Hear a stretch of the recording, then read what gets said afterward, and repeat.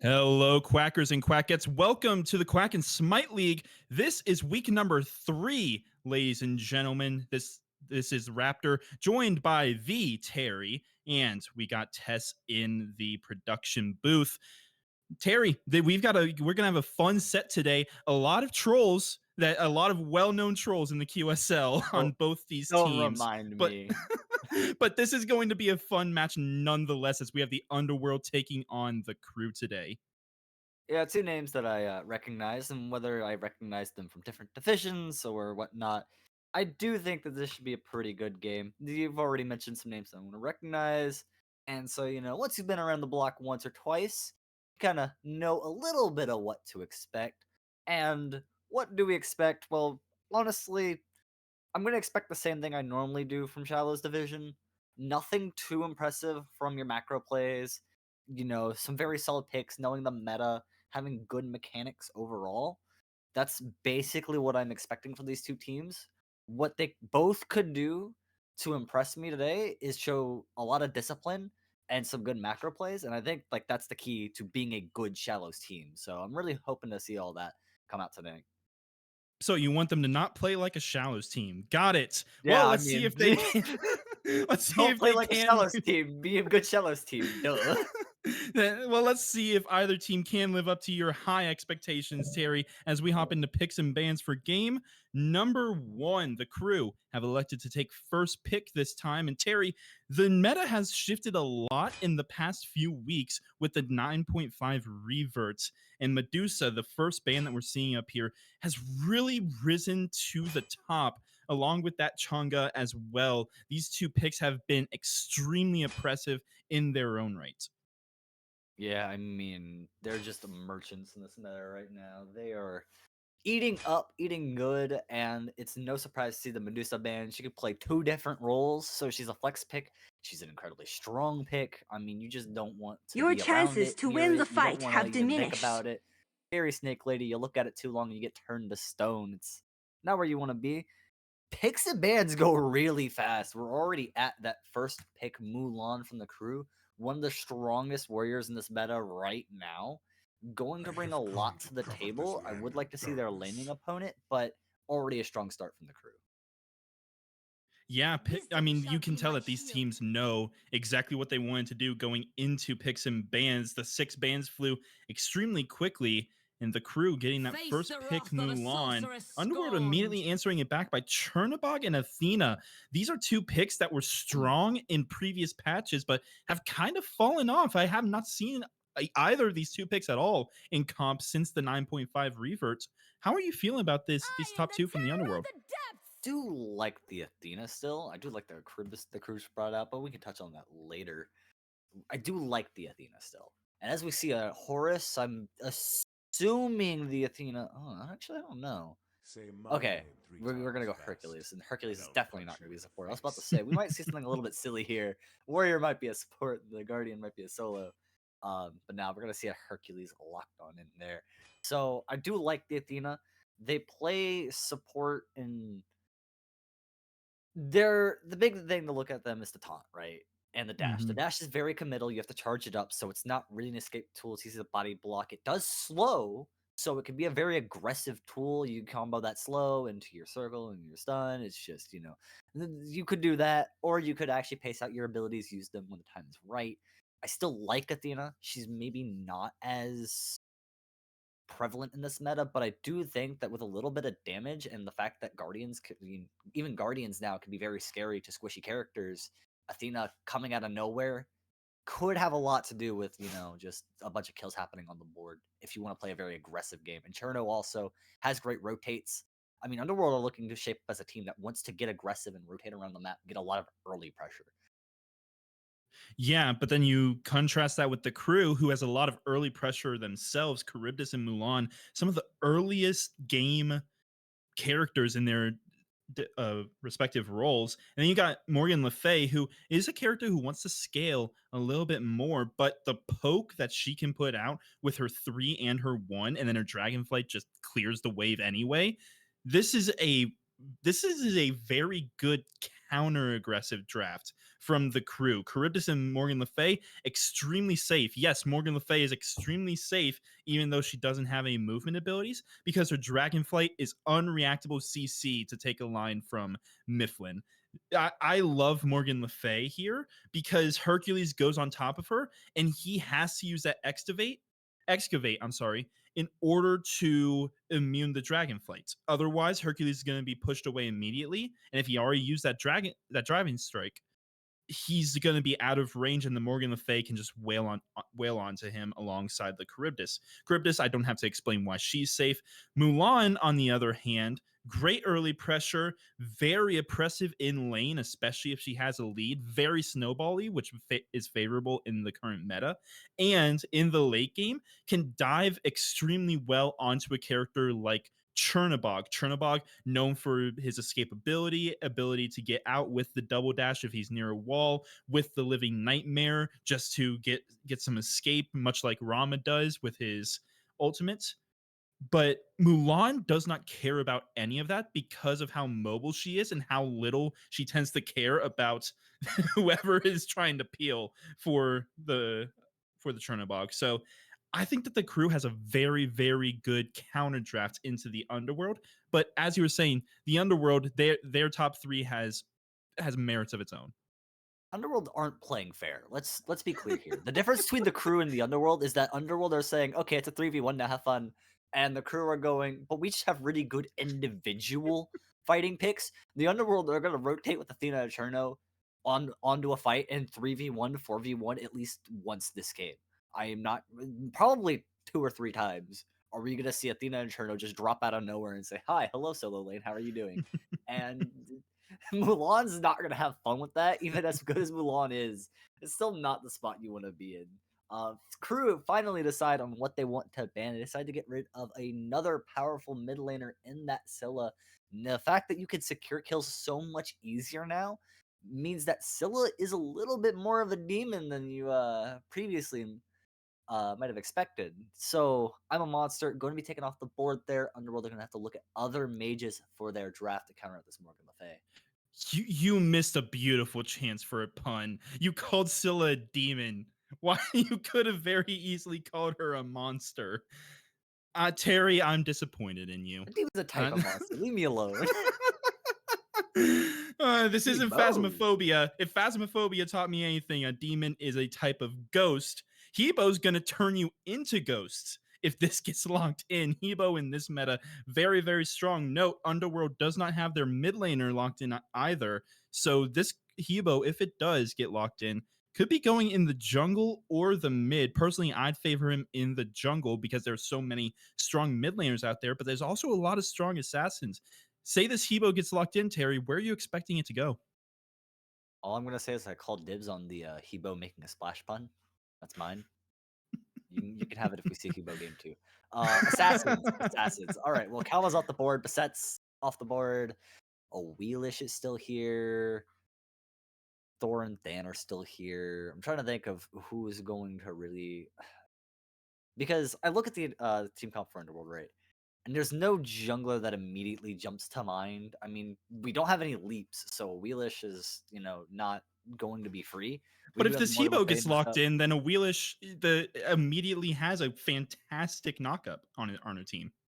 Yeah, As long as with the Hercules. I was talking about for the crew on Oh, you were the. talking the crew. Okay. Yeah, Okay. No, I'm I was sorry. talking the crew. I guess they both need junglers. Yeah, no, the Yeah. Underworld looking at Wheelish, like, that's mighty fine right there. So yeah, we might get a little jungle fever on the side of the Underworld. Most likely not. I'm sure they have a plan of their own. They're still hovering this Hebo. Kind of. I mean, you got the time to spare. Think about it long and hard. You still have other good mage options. One of my favorites would be Yu Hong. I mean, if you're looking for displacement effects to battle back with that Hercules as well, I mean, just that ultimate on Yu Hong just makes people disappear.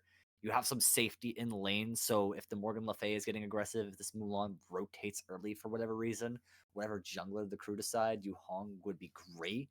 But Yu Hong is sometimes one of those characters that you have to be very precise and knowledgeable with. And if Underworld just aren't practiced on that mid laner, you're probably just gonna want to go for Hebo, who can have a lot of good splash damage. Ha, got it. Anyway, so yeah, no, Hebo, solid pick. I expect Underworld to lock it in any minute now. I'm wondering what the holdup is. Well, it could just be, is Hebo really what they want? Because if you look at their team, assuming that this Hebo's going into the jungle, because I think that that is the Okay. most likely scenario here. Assuming the Hebo's going into the jungle, Hercules Hebo is not the best Oh. dive. Let's be honest. They can blow someone up, but if they use all of their abilities and there's still even a single backliner alive, they are more than likely just going to die. Tsukiyomi is a much better option to be diving with this Hercules because that dazzling moonlight alone can pair extremely well with Hercules and how he wants to play with the excavate with the driving strike. I'm expecting to see this Tsukiyomi get locked in, and who knows? We may see a Hebo later on because Underworld still does need their mid laner as well. But this Tsukiyomi, I absolutely love this pick right here, and if it does get locked in, I'd be interested to see what the crew has in response because they do still need their support. Yeah, that might be the holdup from Underworld is they might be looking at Hebo as a flex pick and then Tsukiyomi. I wasn't even thinking about the Hebo jungle, despite honestly, Hebo is probably better in the jungle in general anyway. Outside of mid, what in the okay Underworld? You just gotta do something. You gotta stop showing me things that I don't like seeing. Um, I that's always not a bad pick. I just don't like seeing them. Get them off my screen. They're gonna lock it in too. That's the worst part. I don't want this. But yeah, Hebo's probably a stronger jungler.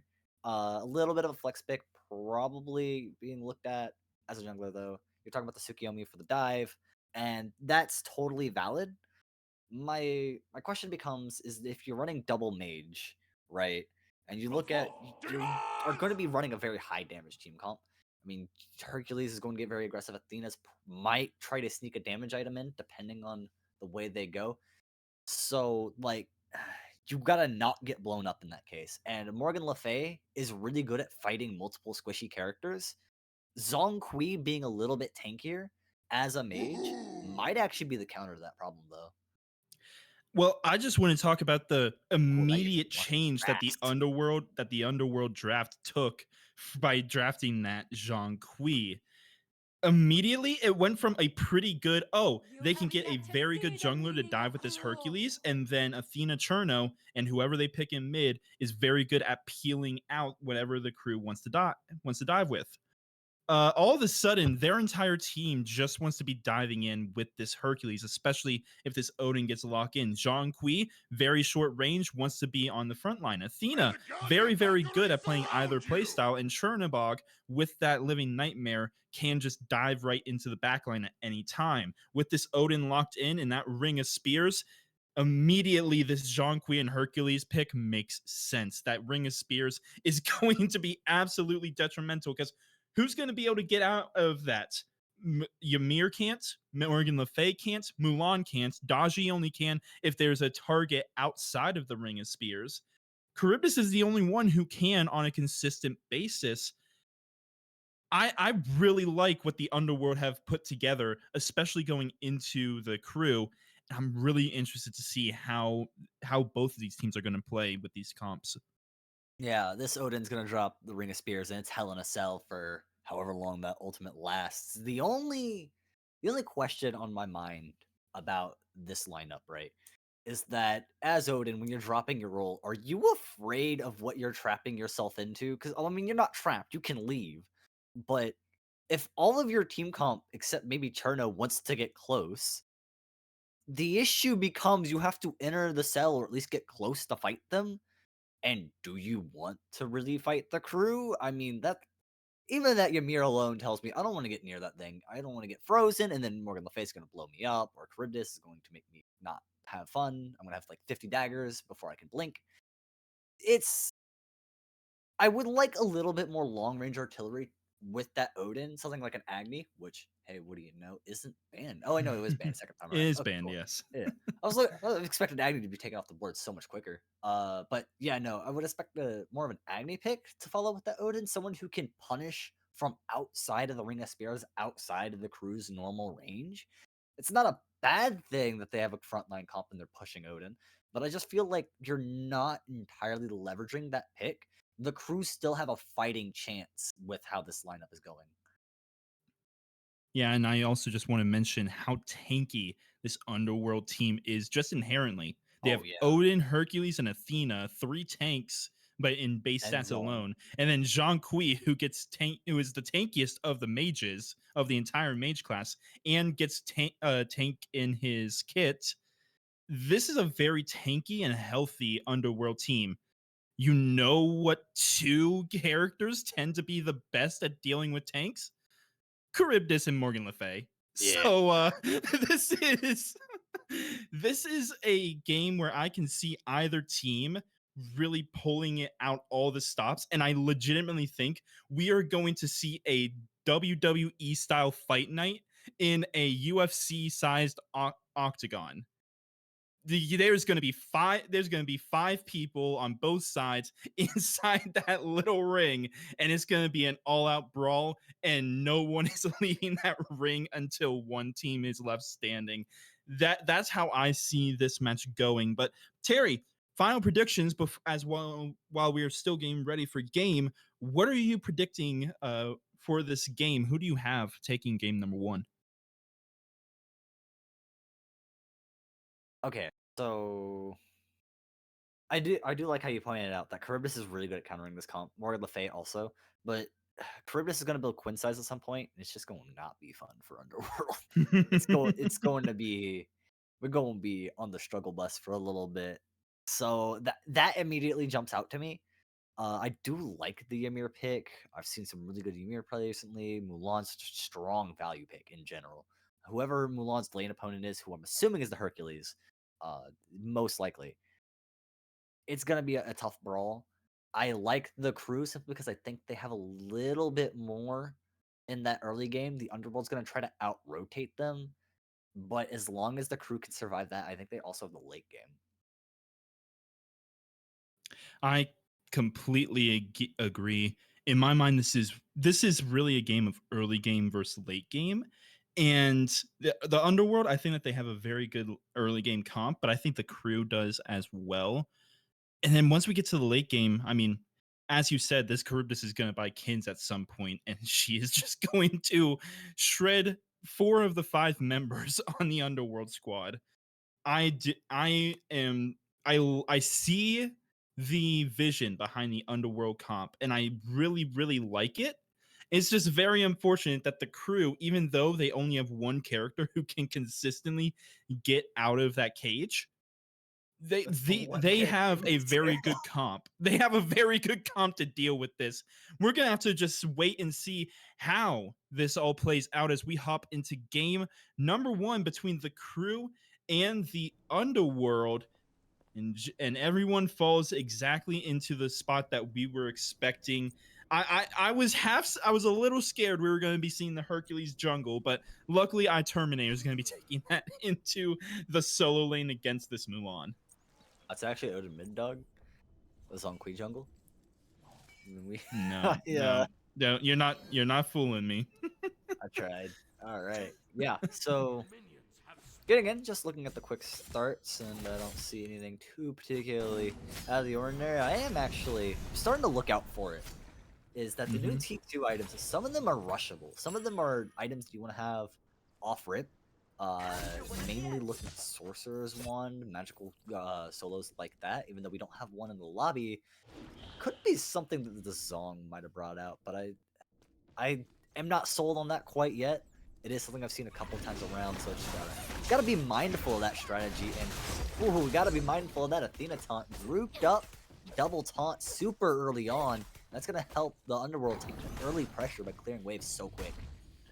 Yeah, this is a bit of what we expected over there in that dual lane. Charybdis just needs a little bit of time to ramp up, and Ymir, very good in the early game, but only if he has an ADC that can really push that forward. Charybdis needs at the very least one item, which it looks like she's going into that Aussie, and it also looks like the Odin rotating over to left. Meanwhile, in mid, Yeah, well, actually, just meanwhile, everywhere there are low health bars everywhere on the map. This is a very scrappy fight. A great grapple from Narco Marco, and an even better driving strike forces Narco Marco down. Terminator very nearly gets first blood there, but Narco Marco will be able to survive just fine. Little Kuba has to be careful here. He is in range of a possible takedown. And actually, no, the first one going to be taken down is Terminator. A great gank from Magic Word gets the crew on the board first. Okay, it did end up working out, and Terminator did take first blood. I want to really quickly touch back on that fight in between the Mulan and the Herc. When Herc was lowish, Mulan decided to be ability down. They had already used their Sword Strike, and then they went for the arrow, which then pulled, themselves out of position, and the minions dealt a ton of damage. It's tiny micro plays like that that can really set a lane apart early, because that almost killed the Mulan. The Mulan had no way of clearing minions, and didn't have a really good way of dealing damage. You have to, when you Mulan arrow, when you commit to a fight like that, the arrow is not for just normal CC. You are committing to being squared up in kissing range of your lane opponent. You have to be ability up, or at least be ready to deal some massive damage. The Mulan was not ready, and Terminator almost punished them for it. Reporter support just doing normal Ymir things. Another grapple. This could be huge trouble for Terminator, and it will be. Unfortunately, I'm pretty sure the swordsman is the one that got the last hit there. Terminator taken down, and now a purple buff invade over on the left side. They do have to be a bit careful here, and they do not actually secure it. Underworld able to save their own purple buff. It does cause the loss of that horrific emblem from Lil Kuba, but they don't lose that much farm, which is the good news. But pressure everywhere from the crew, except in the jungle, apparently, because Aruzix just feels comfortable enough to be going into that red buff. Is not able to steal it this time, and is chased off by the likes of Magic Word. This early game so far has been screaming all crew. Well, Magic. He's gonna instantly dive in, ult out, no beats on the and jump. misses all three! Magic! Zhong Kui does a little song and dance and manages to escape the chains. You can't cage a spirit. He's gonna walk on out of there with his life.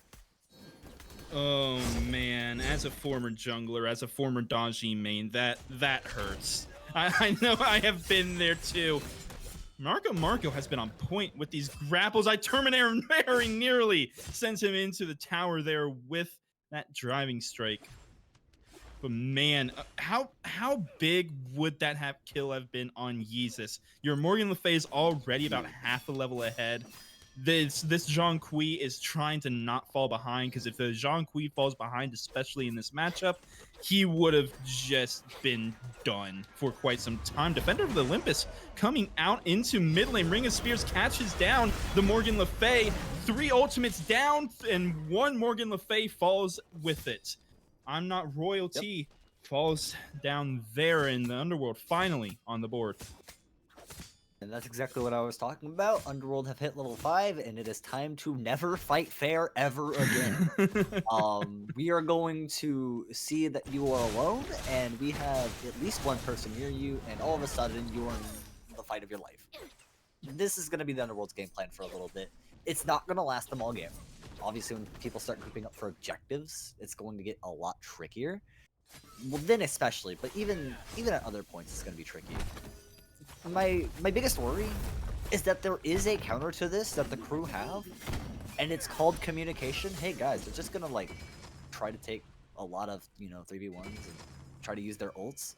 Let's just start grouping and taking objectives. What are they doing right now? Morgan Le Fay got hit by that combo once and said, "All right, cool. I'm gonna have a buddy. I'm just gonna follow Ymir around. We're gonna go do objectives whenever we want. We're never gonna be separated." The Charybdis is super safe, so I'm not worried about the Charybdis for the most part. It's this Morgan Le Fay, and to a lesser extent this Mulan.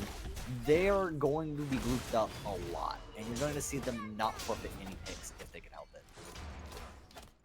Brown side falling extremely low here. The Charybdis hasn't even backed for the next round of their first item. Horrific Emblem coming out as alongside the Living Nightmare, and a great freeze there from the Ymir might have just saved Killjoy a little bit of health.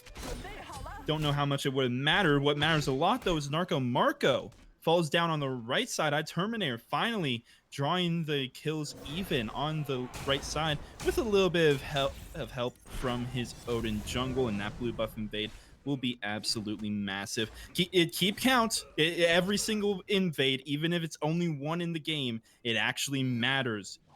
Look at this mid lane, though.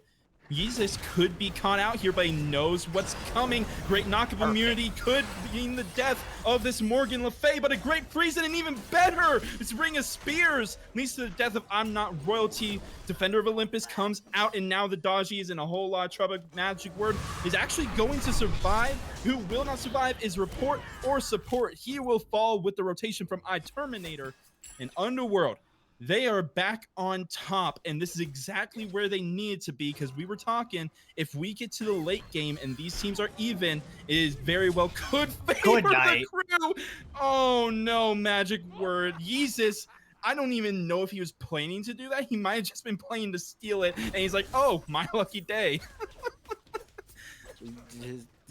This present was gift wrapped and given to me. How convenient. Yeah.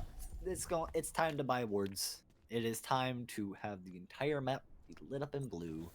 Honestly, at this point, you're probably looking at a Chalice of the Oracle. It's not where you want to be because it's 400 gold right now, but you need vision. You gotta get them corrective lenses, because right now you ain't seeing the play. Underworld are rolling around the map, fighting you, killing you, wherever you want. You need the vision. And for now, they're still doing a great job of securing these objectives, even though they are 3 kills down. They're still in the gold. Well, they might lose one. They're doing a great job of farming. As I say that they're a great objective team, Underworld say, well, we're a better objective team. We're going to just take Gold Fury here. That is an Aussie finished on Brown's side. That is 2.5 items finished for Yeezus. That was heavy burn there on the Gold Fury. And now this could spell a lot of trouble for Dr. Killjoy. Already used his safety and has to use the ultimate to immune the taunt. And just like that, Dr. Killjoy, no ultimate for quite some time. Look at that gold graph, though. We were talking how the early game really felt like the crew was stepping up. They knew the assignment. Underworld, they immediately turned it around. Blink in from Magic Word, as well as the ultimate from Narco Marco could spell a lot of trouble here for Terminator, but the chains miss again. The powwow, it does not come to fruition, and a great wall from support does not matter. 4 members of Red are here, and now Magic Word and support just have to leave. Magic Word goes back in, but that could spell the end of him. And that is going to be a death for the Dodgy. And now Narco Marco, it looks like he tried to go in for Terminator, try and get another kill, but it might just cost him his life, as in comes Yesmis. And Yesmis actually not going to be able to pick up the kill. Meanwhile, at the blue buff, Lil Kuba and Neurosis are fighting I'm Not Royalty and Reporter Supports. And it looks like nothing more is going to come out of that. That was a very prolonged fight. A lot of ultimates used, and only one death, who is back on the map. But nonetheless, this Dodgy 1 and 2 has not been able to have the impact she really wanted. Yeah, Dodgy, a little bit struggling. Needs to hit them aim labs. But for Smite, I don't even know if those exist. So you just kind of gonna have to make it if you want it, I guess. And Narco Marco has had some trouble keeping up with this Hercules of all things. This is not something I expected. The Hercules is actually out-rotating the Mulan, which I would expect the Mulan to be doing a pretty good job. They've been winning lane for the most part. They really haven't had a struggle there, but this Mulan is in lane, and this Hercules is just kind of rolling around the map doing whatever he wants. Really need to nail that down. And right now, it's looking like another Bull Demon King pull for the side of Underworld. Last time the crew managed to get it. Actually, crew managed to get it twice so far in this game. But Underworld are just not going to pull it. They sense the pressure. The crew have to be careful, though. There's been multiple times at this point where they've been kind of on their side of the map, you know, respecting borders and boundaries. And the Underworld kind of don't care, and they will come and fight you on this side of the map. They won't go too far. they've shown a decent amount of respect for, you know, moving Oh, past attack camp and Jesus. speed camp, but they really do not care about heading towards the mana camp and that other side of Fire Giant Pit.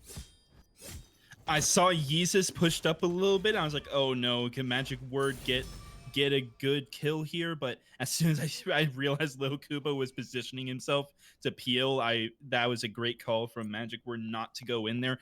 I know if it was me, I would have seen the Athena, said, huh, that's a little scary, and then use the Trickster Spirit anyway and go in and probably die. That great patience there from Magic Word to ensure his life. A bit of scrapping here in mid, and actually a lot of damage there onto Yeezus, but nothing more really going to come from it. The pace of the game has slowed down a bit, but the Underworld, not really. Actually, they don't really have a gold lead. They only have about 300, despite being up 6-2. Those Bull Demons are actually adding up a lot more than I was expecting them to. The crew have been playing the map extremely well, and now it looks like they could be favored. They're probably favored, I should say, to get this first beacon. The crew, for however the scoreboard looks, have been doing a great job positioning themselves around the map. The issue is that they aren't great at fighting right now, and that's going to be a very big issue as this fight's going to break out on Beacon. Here comes the ult, and this time it's a triple pull for the Daji, but no follow-up. Actually, the report or support is going to have to fall back. The front line gone. Mulan finally joining the fight, missing abilities. Magic Word caught too deep behind enemy lines, does die, but everyone's low. Araxis does get dropped low. Mulan finishes him with the ult. Hercules pushes them into T1, but Mulan doesn't care too much about all that. Meanwhile, Yeezus has to back out, taking a ton of damage. The Mulan gonna stick it through the damage from the Hercules and manage to secure that kill. The fight continues. I'm Not Royal dropped the perfect Charybdis ult. Terminator dropped, and it's gonna be a very strong fight and a deicide for the crew. Oh, no, never mind. Caster's curse! Caster's curse! Oh, Terry! You are officially enemy number one for the crew now. Enemy number one. Oh man. Cuba has like 2 HP. Primal Fury going to go in favor of the crew. Oh man, what a fantastic fight there from the crew. I thought it was going to go so badly when Magic Word and Reporter Support got caught out. Somehow Reporter Support survives. Magic Word trades himself out for Brown's side. And man, that immediately turns this game back in favor of the crew. Look at that 2K gold lead in less than a minute. This game immediately turned on its head, and now if you're the Underworld, you can't even give up this Bull Demon. You do have 4 members here, a dash in from Athena, and ultimate from Reporter Support, and a great Ring of Spears, traps in 2. Immediately down goes Reporter Support. Powwow traps in 3 members, trying to save his Mulan, but I don't think he's going to be able to. A great knockup, great pull, and great kill there for Yeezus. And that only leaves Magic Word and I'm Not Royalty over here to try and stop them from doing this Pyromancer, but they're spotted out by Terminator. This could spell trouble. A great taunt there could spell the end of I'm Not Royalty, and it will. The excavation will send him underground.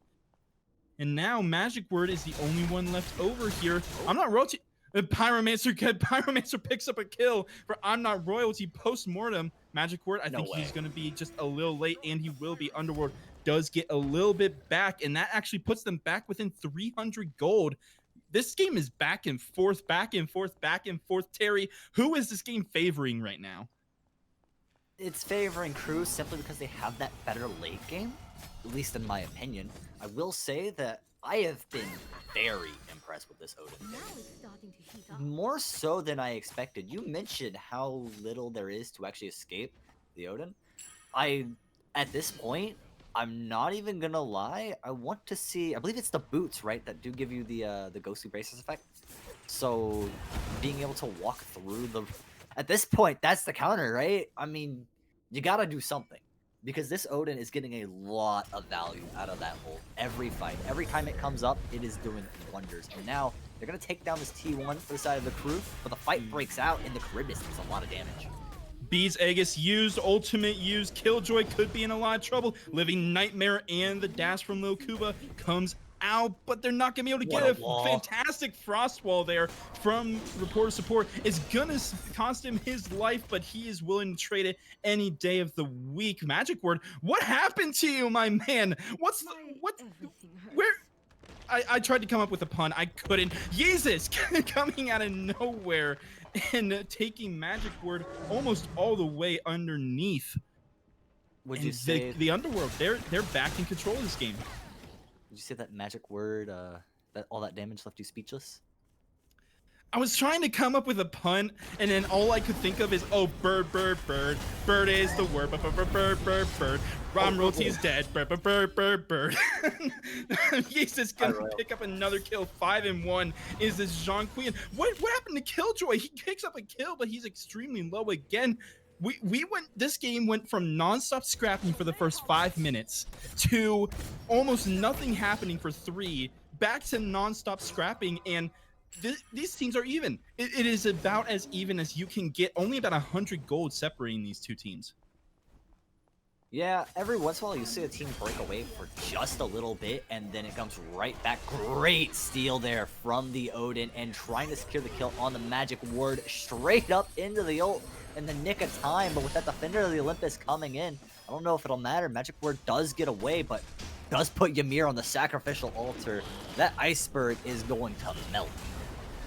It absolutely will. Yes, it will. Ozrox eventually picks up the kill. Rotation in behind from Narco Marco as well as Dr. Killjoy. They don't know he's there. A great 2-man into the maw that gets Killjoy a shutdown kill onto Yeezus. However, mid laners get traded out. Sigil Mastery comes out from the Mulan, and now Narco Marco just has to run away. They are outnumbered 4-3.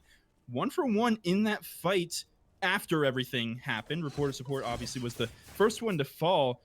And it looks like the fight's not quite over yet. Lil Marco could be looking for a great taunt here. Actually gets grappled in, and that's going to cost him his life.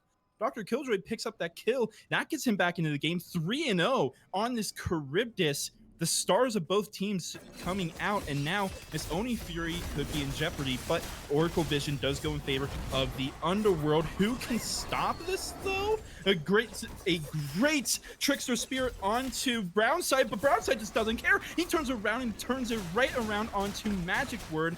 Now the Oni Fury falling extremely low, and iTerminator not able to pick up that steal, but he wants this fight. Still splits the uprights, but Blink driving straight grabs 2. Excavation grabs 2 as well. Leap in, and the Bird Bomb picks up a Rosary. His 5th kill of the match. Immediately going to get traded out by a Narco Marco, and Defender of Olympus onto the back line forces Killjoy underground. But now look at where Narco Marco is. He could be in a whole lot of trouble. Great damage onto iTerminator. It actually will be enough to save Narco Marco. That Dragonflight pushes Lil Kuba back, and that will be enough. I'm Royalty. What are you doing, my man? You walking up to 2 people. The taunt forces out the ult, and Yeezus picks up another kill. This Underworld squad, they have been looking fantastic all game. Despite a few blunders here or there, Powwow actually picks up a little Kuba. They stuck around just a little too long. Magic Word able to respawn and come back. But still, Underworld on top. Teleport in from iTerminator. Doesn't look like he's going to fight for this beacon, though. And despite it all, we are back to even. Okay. 200 gold difference with a 6 kill difference. The objectives are basically the same. We're missing 1p1 on one side. This has been a really good game. And it's not even been a good game of, oh, it's been close. Both these teams... I just have to gush a little bit. Both these teams are playing so good mechanically. We'll talk about macro later, because I feel like that fight was a big macro blunder for the crew. But it worked out in the end. Both these teams mechanically are hitting just about everything except maybe the Powwow. Like, the Powwow aside, Killjoy has hit multiple 2-man Charybdis ults. I didn't even know that was possible. It's one of the worst ults in the game. It's a safety tool. It's not even a real ult. You cannot change my mind. And Dr. Killjoy is trying to change my mind. He's doing a very good job of it, too. He's hitting these perfect Charybdis ults that are setting up really big plays. Whether or not they come to fruition is another thing, but also, you saw there, Terminator peeling for the Odin perfectly. Odin and Terminator were chasing down one of the players on the side of the crew, and you could see Terminator, just his positioning alone, taking a lot of damage for Ozorox. And while that didn't actually end up saving Ozorox, it did give them enough time to rally and at least have a real team fight before Ozorox was just absolutely destroyed. He did manage to drop his Ring of Spears and make a real fight out of it. The Underworld and the Crew, these teams are going neck to neck. This has been a phenomenal game. As you said, just mechanically, there is a, but I do want to talk about some negatives. Since you were super positive, you were the good cop. Let me play the bad cop. Um, I don't actually have anything bad to say. Both these teams are playing objectives phenomenally well, and that's why this is so even. The Crew, those bull demons that they were picking up for free early on, really starting to add up. Both of them have gotten as a Gold Fury, and Underworld, they've gotten 2 Pyromancers, but the Crew, they've gotten both beacons. These teams are very, very well matched. It may say 18 to 12 in the kill column, but these two teams are playing incredibly well, and this is fun. I don't know who's going to win this match just yet. However, it's time to look at everyone's favorite stats. That's right, we're looking at level difference.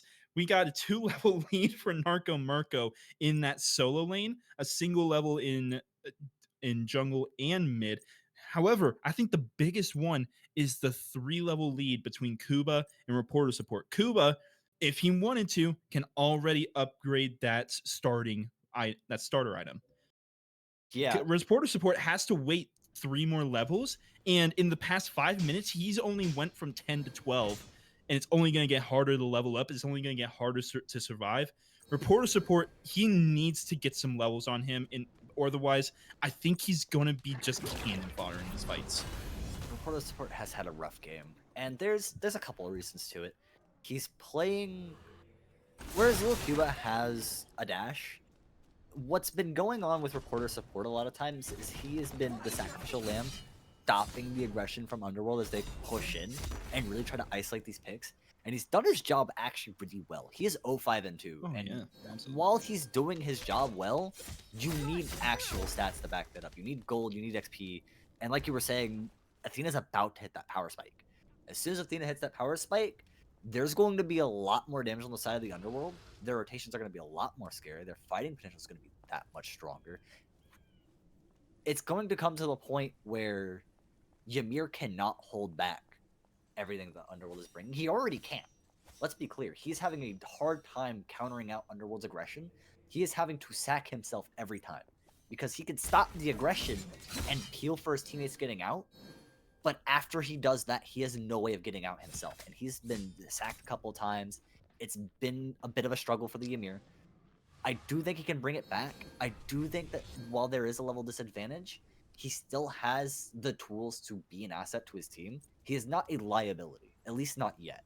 And I think that's the important thing, is that Reporter Support needs to play to his strengths, which is his good CC and as well as a, spacing tool, and just try not to sack himself for more bad plays. One of the biggest issues with the Ymir into this comp is that in team fights, Ymir puts down a wall, gets a good freeze, pulls at the very least beads, possibly a shell, and in most cases they get 2 kills off of it. If Ymir tries to step up to do that in against this team comp, a taunt comes his way and he just dies, especially with how far behind he is. Reporter Support needs to be playing extremely careful. And as soon as I say that, they pull the Fire Giant because they know that there are 2 members over at the Gold Fury. Fire Giant already down to half health as the Gold Fury falls. And the 2 people that rotated over, they're the ones with global ults, but they're not actually using them. Instead, they're walking over. And smartly so, the Underworld drop the Fire Giant. Powwow comes out, forces out the beats of 2 members. Lil Kuba gets pulled in anyway. And look at where Narcomoco is. He's trapped, and so is Reporter Support. A fantastic Ring of Spears takes down the Ymir, and now everyone's out of position. Magic World is going to be the next one to fall. Narcomarco very likely right behind him. He's dealing a ton of damage, though. Royalty actually takes down on Terminator, and Narcomarco finally falls. Double kill there for the Chernerbarg. Royalty going to fall now, though. Dr. Killjoy comes in. I don't know how much he's going to do. Gets a double kill, nearly a triple with that Odysseus bow, but it's not going to be enough. Azeroth survives, but I think he did enough. No longer can the Underworld do this Fire Giant while no members of the crew were alive. Everyone has to reset. It's not quite a win-win because Underworld, they got more kills, they took down the Gold Fury, and they got that Pyromancer. But the crew, they made the best of an awful situation. Yeah, that's the only way to put it. The crew unknowingly put themselves in a bad situation. They had no vision on the Gold Fury pool, but they sensed it was happening. They had some good games since it was happening, and I think they thought that the Underworld had more assets dedicated to it. There was only 2 people for the Underworld over there. Instead, it was actually 3 people waiting for that Fire Giant, and you can't pull in front of 3 people even as a full 5-stack. I was just gonna talk over report support giant here. But yeah, so we had 3 people watching Fire Giant, the 2 globals to come in. It was just the crew got outplayed. The crew thought they could do something, and the Underworld said, no, we have better vision than you. We have to rotate in place. The crew managed to mitigate the Fire Giant going down, and that is the best thing they could get out of that situation. The issue now is that I don't know if they can actually stop Underworld's counter Fire Giant. Without the Ymir, it is going to be tricky in a 5v4. A great taunt is going to lead to I'm Not Royalty, turning this into a 5v3. Brownside dashes out, and the Fire Giant does get reset, immediately picks back up 25%. Magic Word is nearby, so is Narco Marco. Narco Marco, a great grapple onto Terminator, blink in. The crew not able to steal it. Magic Word is going to fall for his transgressions, and now Living Nightmare comes out. Is he going to land? No, he is not. He falls straight back down. Fire Giant on 5 members, and this is the first Fire Giant of the game. 4 towers standing. I have to imagine all of those go down. And with 30 seconds on Magic Word, could there be a bit more that goes down than just the towers? No, I mean, you already see the 3-man shaping up for this defense here. They are not going to fight for this T2 smartly. Porto Support kind of wanted to do so there, and smartly backs off. If he would have made that play, I would have reported in person. So, this is just going to be a Phoenix Force. Underworld want it more. Lil Kuba will fall down, immediately turning this back in the favor of the crew. The Phoenix does go down with only their support falling. Now it will be turned on to Terminator. Blink in from the Yeezus and the Souls coming out. Now he just has to try and get out. The Palau not actually going to catch him. Ring of Spears might have actually saved his life. No, that is one quick Milan because the Heavenly Wings did pop. They did get that right side Phoenix, but was it worth it? The only 2 members with that Fire Giant left are Azerox and Brownside. Those are 2 very good members to have the Fire Giant. Don't get me wrong. I will be happy every day if my Odin and Chernobog have a Fire Giant. But those are the only 2. Was that worth it in any way? This is hard to weigh. And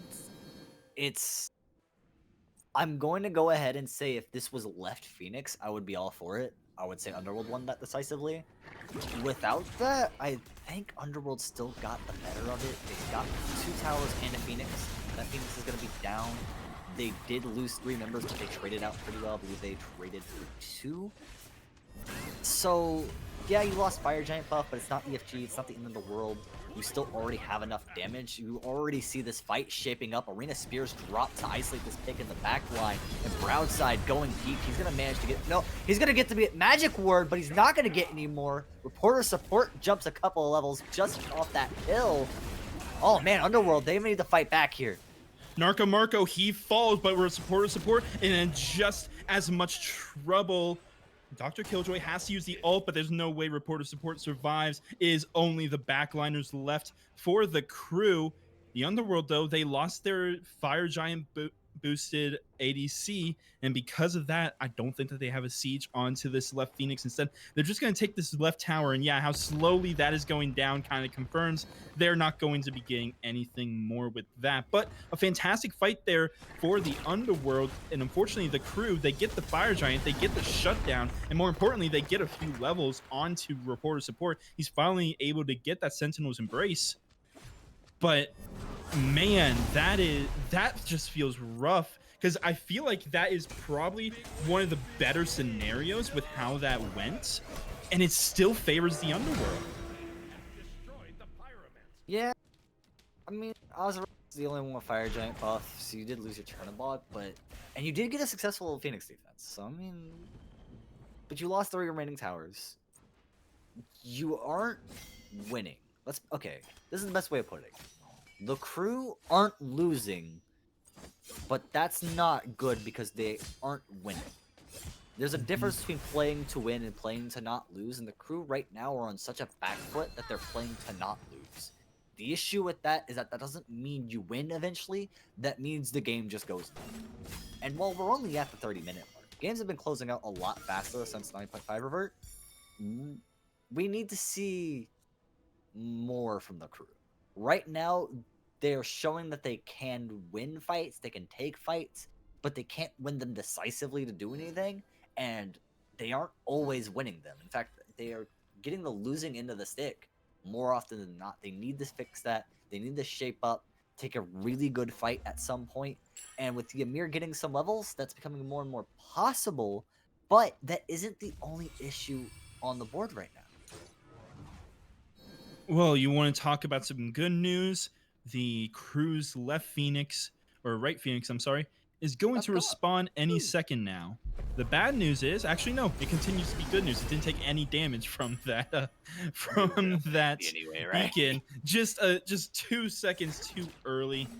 That's fine. If beacons cannot kill phoenixes anyway, but it would have been good for the Underworld to delay the healing just a little bit longer on that phoenix. EFG spawns though at the 31-minute mark, and this will be a true 5v5 over here at the Fire Giant. The last few have gone the Underworld's way, even though the crew have found some pretty good picks to balance it out somewhat. This is going to be an important Fire Giant, though, because if the Underworld gets it, they could just end the game, and you could see an argument for the other way as well. Narco Marco meets Azarox, I'm sorry, over at the Pyromancer pit, and immediately Fire Giant is being taken, and it's down to half health. But now look at where everyone is. Brownside gets blinked on and already down to half health, forces out the taunt from his support, and a great ring of spears traps in Narco Marco. That should be one dead Mulan, but instead it will be Azarox falling as well. Palau comes out, but not able to catch anyone. They should still be able to get the kill on Lil Koopa. Actually, Lil Koopa able to survive for just a little bit longer. Dr. Killjoy should fall here. No, he's actually going to turn around. Terminator's the one that falls. Jesus, way too low to come back in. Brownside just making sure he can get out. The crew, they win their first fight in a very long time, and that might just get them EFG on all of their important members. Fantastic fight there from the crew. If Yeezus died there, we could be talking about at least a couple Phoenixes dropping, if not any, because it's going to be a long time before anyone comes back up. But the fact that you now have 2 members, you can't just force down right lane and take the win. We are looking at just an EFG and a regroup, figuring out what's next up on the docket. That was a really good fight from the crew for multiple reasons. First is that they forced Underworld to turn around. I believe it was actually the Mulan who came around the side, correct. And Brown's side was actually not taking Fire Giant, which says to me that Underworld never even wanted they wanted the EFG. They never were planning on taking the EFG. The plan was to force the crew to come in. Now, the troubling part is that they got what they wanted, and it didn't work, which is hilarious on so many levels. They let the crew run in, were ready for the fight, dropped EFG immediately, and then still lost the fight. And that's the troubling part, is because now we're seeing the crew really shape up to be that late game team we were talking about. Now, it's not all doom and gloom. Underworld still have a really good comp at this point, but I am now worried that crew have finally got over that curve. Finally got to exactly where they want to be, and they're going to be able to leverage that into a game win. Well, if you were seeing the pings on the map, the crew, they're looking to go right to left and then take that left side Phoenix. 2 ultimates coming out just to try and pick up Magic Word. They do get the blink from Magic Word, which is huge. But now 2 global ultimates off the board, which means they're not going to be here for this right side Phoenix Siege. They're going to have to give it up. But look who's in the jungle. It's Yeezus and it's Lil Kuba. And immediately Lil Kuba gets knocked up, gets frozen, and gets locked off. He's still at half health, though. Ring of Spears comes in, traps 3. Dr. Killjoy gets a kill, but immediately traded out by Magic Word. And once again, Yeezus, his picture's grayed out. That's how low he is. He has to back away 4-on-4, but only one team has the EFG on 3 members. They are looking for this right side Phoenix, knowing that they have a few seconds without that Zhonghui into the Phoenix range. They go. The Phoenix is burning. The Phoenix is going to go down, not before Report Support falls in a great knockup, and dash from Terminator puts immediate peril into I'm Not Royalty and Dr. Killjoy. Dr. Killjoy and I'm Not Royalty able to get 2 kills, able to get 3 actually. Killjoy really making this Charybdis look good, and Brownside able to be the sole survivor on the map. Underworld, they wipe out the EFG, but they lose so much in return. And just like that, this game is very nearly back at an even state. It practically is, as everyone is at full build. Yeah, everyone's at full build. I mean, I don't think we have any of the big pots online. If anyone does, it'd be someone from Underworld. Could I see the gold count, actually? If you'd kindly. The personal gold count, sorry. Net worth, yeah, maybe one of the carries has a power pot, but I'm not too sold on that. Golden hand, oh, Mulan might. Curtis is working. Mulan can buy it. She's full build. So, yeah, that all aside, right? This is an even game. I mean, we're at the point where everyone's gonna come up at the same time, basically. We're all gonna be up. EFG is gonna come up in, you know, minute 30. Sticking beacons taking, I don't care really. It's whatever. It's a little bit of a buff. It is important, but it is a footnote in the fact that this is basically just square up. This is a 5v5. How do you want to take this? There is no EFG on any member. Everyone's at full build. Everything you've done up to this point, as rude as it sounds, was to get to this point and is now worthless. What matters now is you look 5v5 squared up. How are you going to play this? You go for Fury, which seems to be the play from the Underworld. You go for EFG. You could try to force something down one of these lanes, but at the end of the day, this is going to come down at some point to a 5v5 fight, and you're just going to have to win it. I wasn't going to mention it because I like Narco Marco. I think I like him as a person. He teleported out of base. Tess was watching him the entire time and zoomed in on him. That's the only reason I'm mentioning it, to please test our driver today. Narco Marco teleported to a ward by Gold Fury, immediately turned towards Fountain like he forgot something, went over, cleared the Chester camp, backed, and then got his 3k pot, essentially wasting his teleport. I just found that hilarious. On a more serious note, though, the Underworld and the crew, they're going to be shaping up for one more battle around this EFG, and I can only assume that this EFG is probably going to be our last. We're reaching that 40-minute mark. There's only 2 towers left on the map, and the Underworld's base, well, I should say both bases, have been broken at least once this match, meaning that there are weakened weaknesses in play. I mean, Terry, who are you expecting? You might not get to answer because my fight might break out, but who are you favoring in this, with everything that you've seen? What are you expecting to happen in this last fight? They are all my children. I'm not taking favorites this time. You can't. You did the classic cop out. Don't want to answer. Oh, I'll just say I'm neutral. It's not even. I don't want to answer. It's okay. I don't want to answer. You're right. But it's. I like them both. I like what both team comps are bringing. I think that this is a very neutral. I mean, this Odin is going insane. Let's just isolate the fact that the Odin is 12-4. If nothing else, it's worthy of applause. Underworld have the kill lead, and that's only by 9, but this Odin is 8 of that kill lead. Now, obviously, it doesn't quite work that way, but it's something to recognize, is that Underworld are playing very well. They've isolated their fights really well. Both teams are fighting. Again, mechanically speaking, these teams aren't doing a lot wrong. There's been a couple of missed powwows that we made fun of, but there was also a triple powwow, which I mean, I take those. Underworld now are going to play for retake on this fire giant, and it's going to be Narco Marco to start it off with that arrow.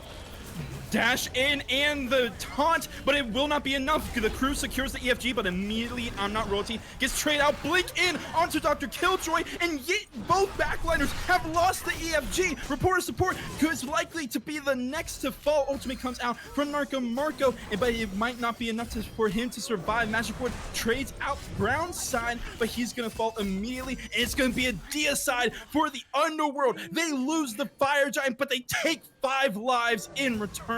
They're going to take this game with 39 seconds until the next crew member respawns. This is the Underworld's game. They're going to take game number 1, and going into game number 2, they have all the momentum. It was a great fight by the Underworld. They realized that they could give the crew the space they needed. Play similar to how they played then is to force the crew to want to do something. And this time around, the crew, they came in, they started to pull that EFG. Underworld took that Q, let them drop it very low, did want that steal, didn't even need it. They kill the Fire Giant, or sorry, they lose the Fire Giant, kill all 5 members of the crew, and then kill their Titan in turn. Very well played by them.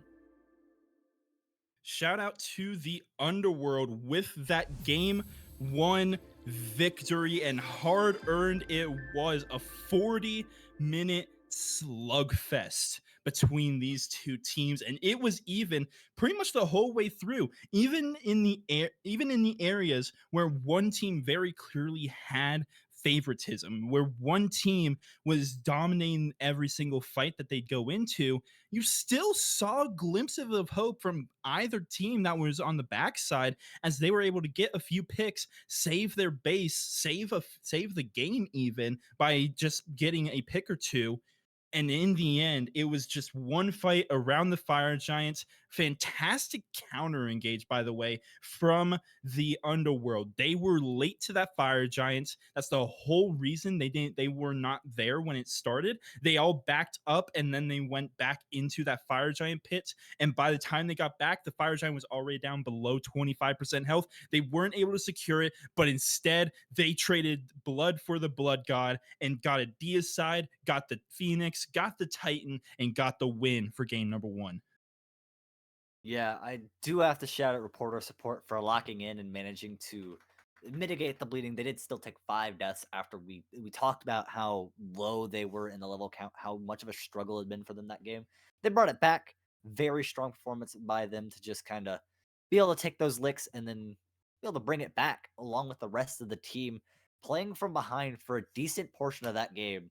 But the crew, they fought valiantly, and it looked like a bunch of good moments from them. But Underworld, again, they just needed one good fight at that point for either team would have secured it, and the Underworld came out on top with a brilliant play by them. So shout outs to all of them. And this is only game 1.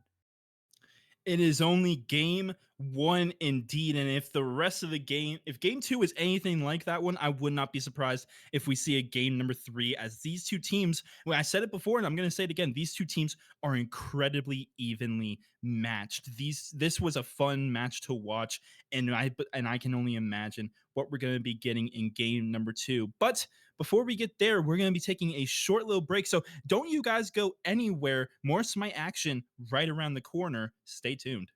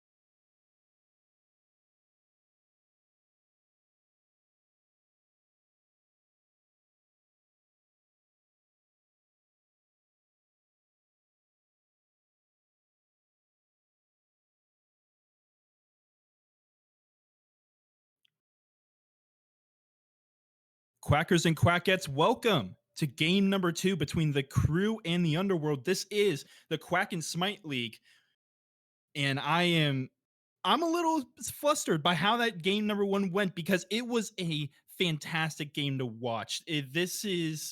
These are two teams that are very evenly matched, and I can only imagine what game two is going to have in store for us. Raptor here with my co-pilot, TheTary, and Tess on the production in the background. Terry, break it down for us, man. For the people who missed game number one, talk about how fantastic it was. This is the way I'm put it. I'm actually mad that was a regular season game. I'm actually mad that wasn't for something more than oh, this is gonna be one win in the win column. We won one map during main season. Bro, that's like that game was worth so much more in my heart. In my heart, that was world championship right there. It was all on the line. So we yeah, no, Crew and Underworld played a fantastic game, and they both showed like top Shallows division play, maybe a little bit above that. Like there was some real plays there, mostly mechanically. There was some really good macro plays though too, especially near the end. That was the one thing that I mentioned going into game one is that hey, don't be a shallows team. Show some good macro play. Show some discipline. Don't take too many just like careless fights. Don't throw abilities, just throw abilities. And the Underworld definitely understood the objective. The crew also did, but they fell into one of Underworld's traps, and it was all over for them. And it's just they need to show a little bit more respect to their enemy. I think. these teams heard you insult the entire Shallows division, and they just became Michael Jordan and took that personally. That that like I agree with you. That did not look like a Shallows division game. That looks like deep sea division, what I'd expect to see from them. I think that every single opportunity where they could take an objective, where a team had a chance to take an objective, they did take an objective. That's not something that you see very often in the Shallows division. It just kind of goes to show you how high of a level this division really is, because when you hear, oh, this is the gold plat division, you think, oh, okay, these are the players who think that they're better than they are. I'm a plat player, so I'm allowed to say that.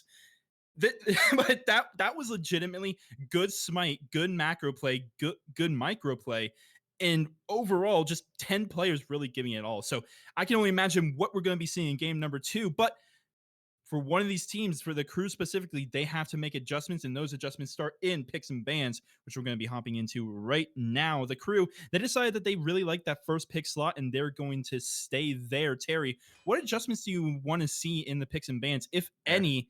We're already seeing one. Yep. I don't even need to say it. That ban. That one right there. That's the correct one. I don't know what the crew's lineup is gonna be this game. That ban needs to go. I don't even want to say their accursed name. That one also was pretty good. Actually, is the crew just gonna saltily ban everything the Underworld had last game? I I don't know if that's the best idea, but I'm here for it. I mean, okay, no, we are gonna get the Thoth ban. All right, yeah. So fine, I'll say his name. Odin needs to be banned. If the crew are going to play with characters who don't have any leaps, who are going to get, have difficulty in that matchup, like Kukulane, for example, Odin needs to go because Underworld just played that so fantastically. I'm forgetting the name. It was something with an A, just hard to Azerox. pronounce. Azrix, yes. Azerox, Yeah, yes. Azrox. It's so hard to pronounce. I, Why y'all gotta have such silly names? I Like, was going to make a comment about that in I will game leave one, but I'm like, standing no they can hear me barrier to struggling y'all's to say success. Azerox. I think that they get the idea. Oh yeah, man. no, it's piloted to perfection, needed to go. Underworld lock in 2 Guardians off rip, and hey, there's Yu Hong. Hey, you were talking about the Yu Huang. You said you wanted to see the Yu Huang. I enjoy Yu Huang. I really do. But Dragons now of the rivers, the question I really obey have my for Yu Huang call. is, he is super safe.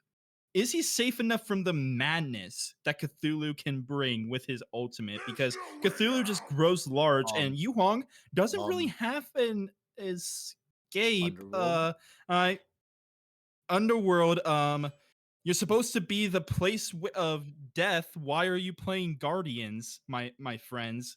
you Let them think you cook. think that this would Let them you cook. think you would think I mean I know that Kabrakan has sent more people to the underworld than any assassin in the game because he's Kabroken.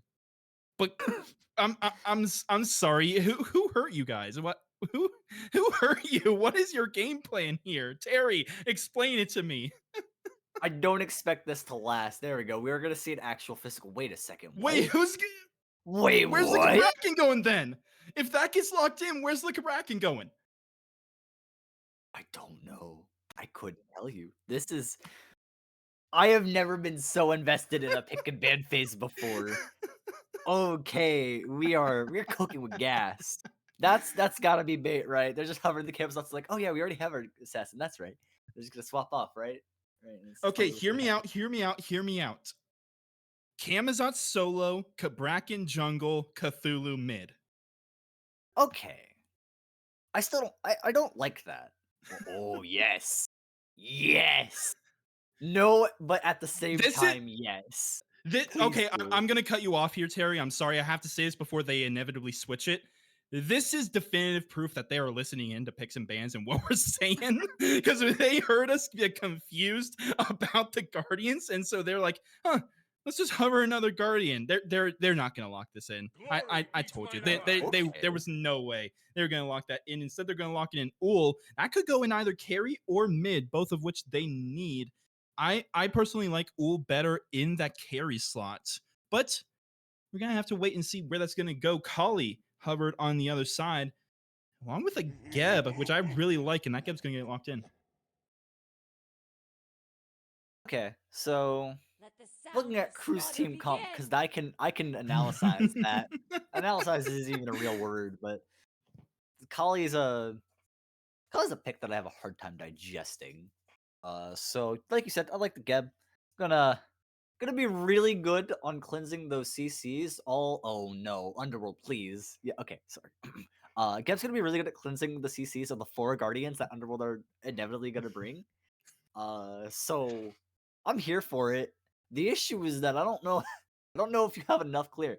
Never Okay, I'll just stop. I'm stop looking over there. I'm gonna go blind in my right eye. I'm just gonna look at the left side of the screen. The left side of the screen cannot hurt me. Charybdis is a great run back. I like the Charybdis last game. Did a lot of good work. So combined with Yu Hong also being safe, this feels like they know Underworld's gonna get in their face again, and they're gonna play around that by playing some pretty safe picks. Don't do that, Underworld. Sorry, I'm blind in my right eye. I'm gonna pass D Raptor because I need to go blind so I'm not I talking have about a Underworld. theory. I have a theory, and Okay. this going back to the Rama almost guarantees it. Tess is trolling us. It's not the Underworld trolling us. It's Tess that's Introduction. trolling us. The X Ball makes a lot more sense.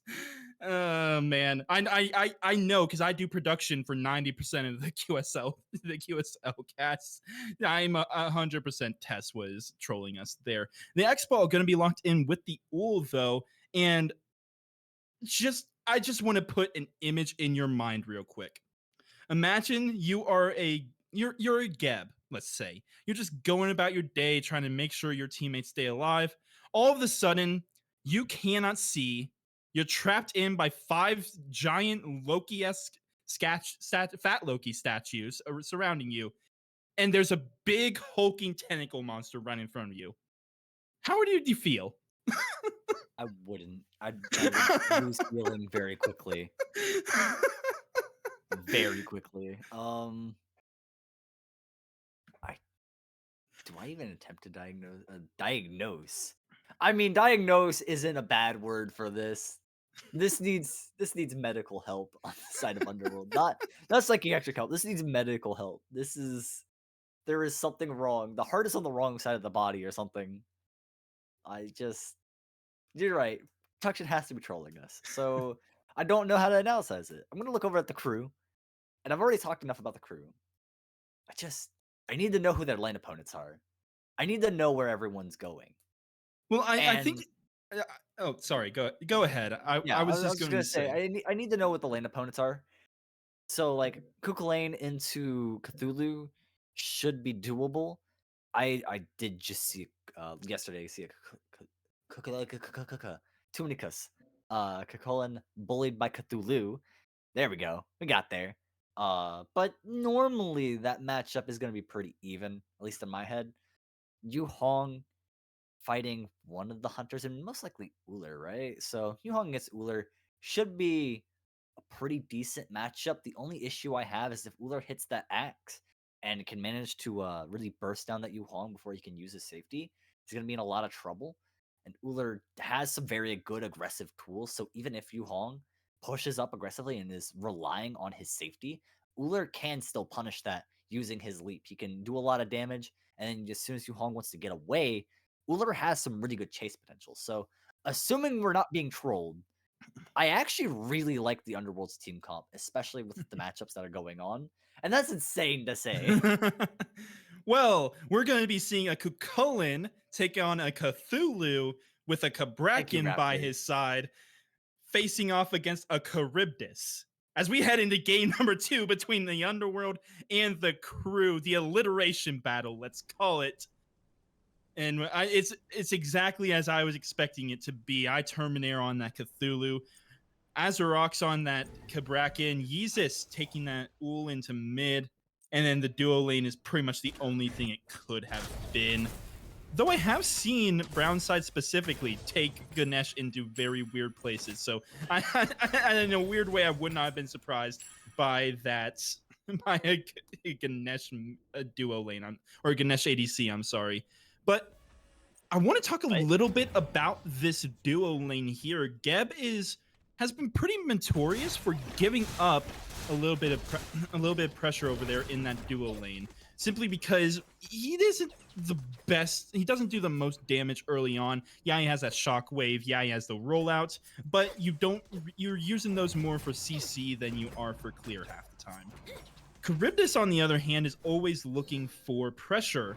And if you look on the other side, the Underworld, they are always looking for pressure. They're Ganesh and an X-Ball, for Pete's sake. How do you see this dual lane going early on? Yeah, I have noticed let's go ahead and call it the confusion with duo lane. You have one of the safest carries in the game, and then a support whose main utility is keeping your carry safe. I mean, how do you need like presidential VIP protection for this small child? Killjoy has knives; they're fine. You don't have to worry too much about them. You don't have to apparently worry about the Cabrakan in mid lane, who is getting dropped very low. And it is an Uller in the mid, like I thought it was. I do like this matchup, but while the junglers are around, I actually don't know how this plays out. Oh, well, apparently like that. To find out how it goes. He's falling extremely low, but it'll actually be Yeezus that falls first. Magic Word actually falling extremely low. The root not going to be enough on not royalty, but Magic Word able to get that first blood, and on a Kali, that is incredibly important to get going early on. I was going to ask you, Terry, what needs to happen, because you said you kind of liked how the Underworld played into the crew. What do the crew need to do in order to make sure that scenario where you're favoring the Underworld doesn't happen? First and foremost, Narco needs to not lose lane. It shouldn't happen. I mean, Narco is playing Kuka lane, should have some pretty good clear, doesn't need to get too aggressive. Cthulhu's poke shouldn't do too much, especially if he's building correctly. So I'm not that worried about it, but it needs to happen. All right, let's start there. Second off is that this Yu Hong needs to not rely too much on that safety. I've already touched up on that. This Kali is going to be instrumental in team fights, because as we know, assassins kind of fall off at that point in the game. You need to see them being able to have some utility in those mid-game and late-game engagements. If I could see that, I think they have a shot, because this Cabrakan is going to be very scary throughout the entire game. Horrific Emblem already used out here in the left lane, forces out the shell from the crew, but nothing more gonna come from it. Or will it actually look in the jungle? Yeezus rotated over, looking for a hail of arrows. Can he find it? Not in time. And now he's body blocked by the minions. Just has to try and get out, and could actually be in a lot of trouble, as Magic Word is right around the corner. Does have that destruction ultimate. And Yeezus, even though they're outnumbering, They're going to fall back. The Underworld are actually leaping in is Magic Word. Look at how much damage he's already doing to Kuba. That is so far an ability based Magic Word, and that too, man, that too did a lot to Lil Kuba. I'm already scared for what this colleague can do, and we're only 4 minutes in. Yeah, this collie's got to go crazy. That's my key takeaway, is that the matchup against... Sorry, there's so many Ka names. I need to remember that's Ka Bracken instead of Kukulane Cthulhu. Oh, Terminator. What we doing here, big dog? Because that is a very late ult pop that you could have been punished for. Narco Marco is going to respect tower and respect the jungler. Whoa, the mid lane's also rotating for this. This is... We're talking about level 7 Kukulane here, and your backup is a very low-level Cthulhu. You need to not take this fight. I appreciate this Uller wants to rotate, but he is putting himself so far behind because of it. Only at level 5, while I'm not Rhodes, he is already at 7, and I'm not sure if this wave gets him 6. No, it does not. So Yeezus can stay behind just a little bit longer, and there's a lot of scaling gods on the crew. This crew team, especially in the mid jungle duo combination, they are very late game oriented. Add in a Geb to that, this is a team that wants to scale. They're winning early, and if you are facing a late game team and you're behind 5 minutes in, that is not very good, let's just say. Normally the late game teams are the ones that are behind at this point in the game, but instead the Kali has about half a level lead on this Kabrakan. The Yu Huang has about a level and a half lead on this Ul, and overall everything is just not working out for the Underworld so far in this game. If you're the Underworld, are you already worried about how this early game is going, or are you keeping calm and just planning what's the game plan for Underworld with how poorly this early game has gone so far? Jesus needs to stop rotating.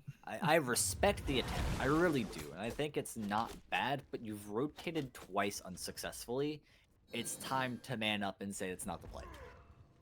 The big thing for me is that while yes, the crew have some gods that scale really late, or really good late, the other elephant in the room is that Underworld are running a double ADC comp. It's triple Guardian funny, but there's double ADC on the board, and that means that you're gonna have really good shred on objectives. Fire Giant and Goldfear are just gonna disappear. You don't have secure for them necessarily, but you do have shred. They are going to absolutely eviscerate in the palm of your hand, melt like chocolate. And so Underworld should be a really good objective team. Killjoy busting the move. Okay. A couple missed autos means that Brownside won't pick up a kill on Dr. Killjoy, and instead he will fall for himself. And now that puts Brownside even further behind. He was already about half a level, maybe even a full level behind this Charybdis. He is now very far behind, and he's only going to fall even further behind at this point. I mean, the Underworld, this is not at all what we saw from them in game number 1. They are down 3K at 7.5 minutes. 3K, Terry, against a team that scales. This is... Maybe I'm getting hung up on the wrong things, but this is a little bit scary, just as Azrox should be a little bit worried. But look at the damage done to Magic Word. Great dueling Dragon's Foot pushes Azrox back, saves Magic Word from needing to use that destruction. And that's going to be the end of that engagement. No one falls despite multiple low health bars there. And that was a good show of light. That was a light at the end of the tunnel. That was a gleam in the eye for the Underworld. I am running out of puns. I'm just gonna throw it to you, Terry. I'm not out of puns. I save them. Save them for rainy day. We're gonna bank that XP in gold for the side of the crew for a rainy day. It's gonna be a nice little Indra Scepter secured by them. Really like how we're playing here for the side of the crew. Now, The question I have is, do we try to press the issue, and do we try to make this a big deal? Like, oh, we have the lead. Can we keep pushing this? Can we, you know, show that we have the lead right now and then make that a bigger lead and then just kind of just roll away with the game? Because if you can do that, if you see the opening for it, just put the final nail in the coffin right here, right now, it's going to be a big deal. But it looks like right now, they don't really have that option. That is a Golden King secured for Crew, and that is Azerox eviscerated. Azerox blinking into the backline immediately in the blink of an eye will fall down. Two great ultimates from his backup on the Underworld could spout a kill, and it will. iTerminator finally picks up a kill of his own, but Magic Word picks up a kill onto Lil Kuba in trade, and now Magic Word, look at how fast he is with that speed buff. iTerminator, I don't think you're going to be able to outrun him unless Magic Word just turns around and decides he doesn't want a kill. Now Narcomarco is actually the one in a whole lot of trouble. Leap over the wall from Yesus. A great stun. Axe stun nearly gets Magic Word, but he's able to survive. So look at that, 3 health bars in the red for the Crew. All of them survive that fight. Double digits for the Collie. Underworld, they are on the board now, but they lose 2 in trade. That was looking like a bad fight from the beginning. As soon as the blink in and the missed ultimate from Azerox, I will get that name right eventually. As soon as Azerox blinked in and missed the ultimate on the Yuhuang, I'm not Rose. He just turned around, got the insta kill, and now Magic Word, this Collie, is 4-0. Dr. Killjoy could be in a little bit of trouble, but I kind of forgot he is Charybdis and can just go underwater and ignore all damage. Reporter support can't quite do that, though that is a pretty tanky Geb at this point in the game. I don't know if it's enough to survive. It is not, but a great stun from Dr. Killjoy gets him a kill of his own, and now in comes Magic Word, but so is Azerox. They're just waiting around the corner. They were waiting around the corner for each other, just waiting for the other one to make the move. Both of them knew each other were there. Neither of them knew what the other one was going to do. In the end, both of them just walk away because of it. 1 for 1 over here in the duo lane. Support for support. And most importantly, both ADCs get a kill in their pocket. So yeah, ADC's trade a couple kills. This is gonna happen. I will say reporter support is in desperate danger of falling into the same trap on that Ymir, where they maybe open some stuff up or they peel, and then they get sacrificed for it. Now, if your team's ahead, I don't know how much you care, so maybe that's something to watch out for if this game starts to slip from the Crew. But for now, it's just something that I wanted to comment on. The other thing I wanted to comment on is that the Underworld are missing some magic sauce. Whether it be a mage assassin or a warrior, I couldn't tell you. It's more likely that they just don't have a proper burst mage. It feels like Uller, yeah, he can burst. He has abilities. He's an ability-based hunter, and he has burst. Don't get me wrong, but you really need something to just blow up one of these players and give yourself a damage opening. And that just hasn't happened. Well, this beacon could be a good spot to show off what this Ul can do, as it's a 3v3 in this mid lane. Over this beacon, current advantage is going towards the Underworld in terms of progress on the beacon. It looks like the Crew are actually just going to give this up. Possibly a great Dueling Dragons catches in 2. Cataclysm catches the same 2. I don't think it's going to be enough. The Underworld do capture that beacon, and massive damage to the mid lane members of the Crew mean that they do have to back up. Underworld, they get their first win of the game, and what an important one that is. I don't care how small a win is a win. In the Underworld, they shorten that gold lead just a tad, but it's enough to give them the slightest bit of momentum. I cannot state how important it was, in my opinion, that they got that beacon. If they would have lost that beacon, they'd be so far down and in a hole that it's going to be very hard for them to bring it back. Yeah, and not just that, but it would be a sign that even when you have the positional advantage, you can't win things. And oh, there we go. That's exactly what the Kabrakan needs to be doing, leveraging that blink to get in there and isolate a pick. This is exactly what you want now, and it's going to pay dividends. Narco Marco might get caught out here. Perfect Kabrakan. So much damage. They can secure both these kills, and it'd be huge. Oh, a great leap by Magic Word nearly picks up Azerox, but it's not enough. And because of that, two more members fall for the crew. I'm Not Royalty needs to use the dragon to dash away. And the Underworld, they tie it up in kills. They're still down 2K, but Azerox showing the power that a Kabrakan can have at this point in the game. They literally just said, Raptor, you're worried about us? Watch this. Hold my beer. And Azerox blinks in, deletes the tank, by the way. That one, he deleted reporter support.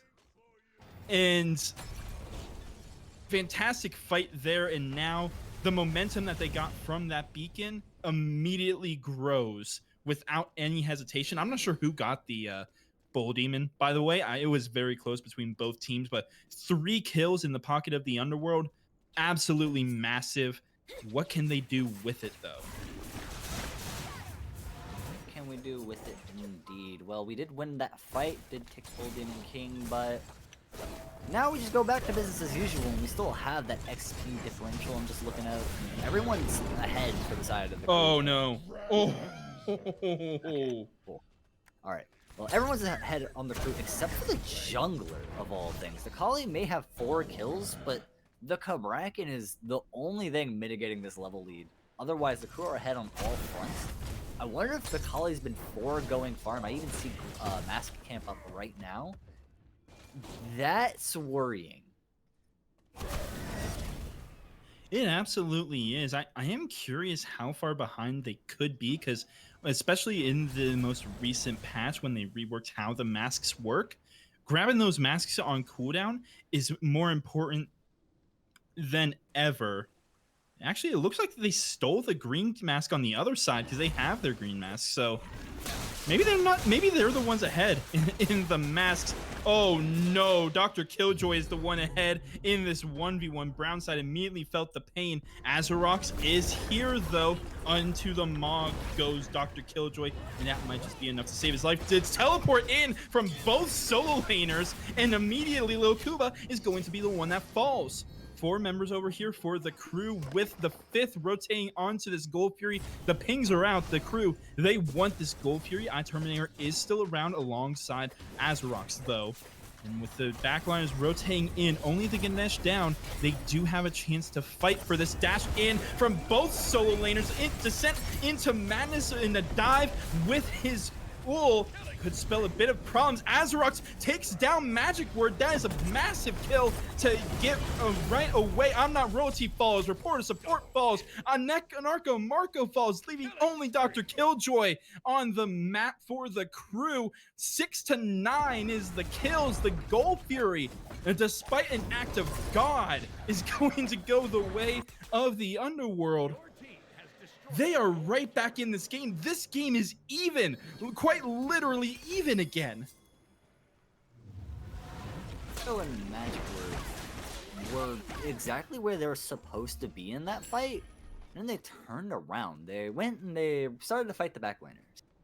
I believe it was the Kabrakan and the X-Ball back there, and so they split the fight successfully, right? You have a 2-on-2 on one side and a 3-on-3 on the other, and you're supposed to isolate those fights to allow for more spacing and, you know, allow you to have more control on the fight.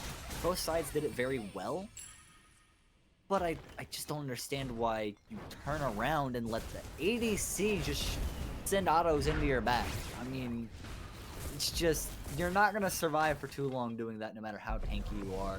And it forfeited those 2 picks, and by that point, it was all downhill from there.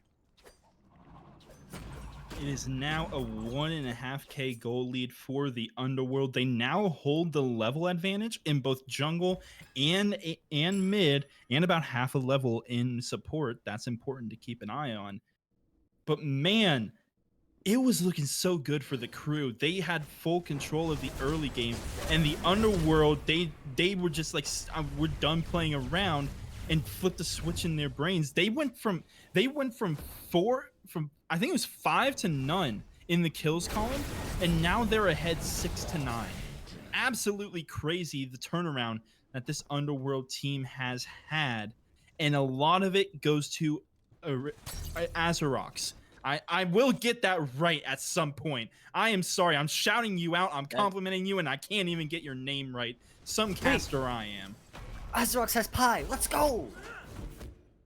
314. All right, and he also I'm has 7 Karen's coin stacks. That's gnarly. I mean, especially at 20 minutes in, that's a pretty good count. Wait, I just realized that he got Charon's coin as his second item. He has 7 stacks on it. He's been a part of 7 kills. That means he did literally nothing until he got that Charon's coin online. Yeah, now he's doing. had the way to get Carrot's coin online, and then everything was downhill. I mean, that's the pen. Do more in pen, and you're cooking.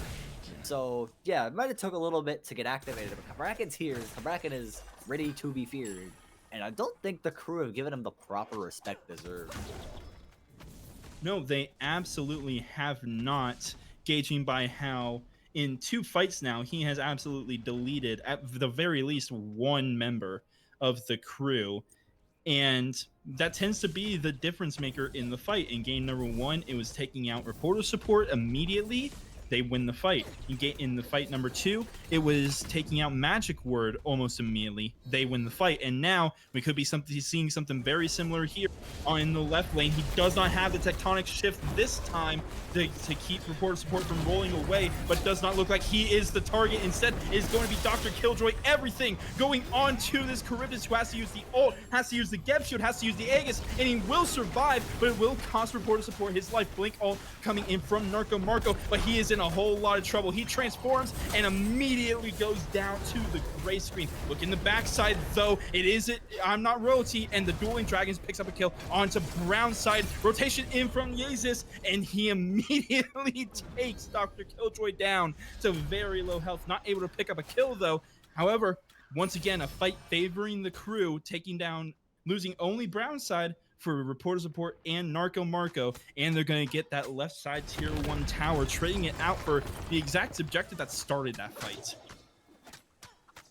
Yeah, this is another case of reporter support being sacked right there.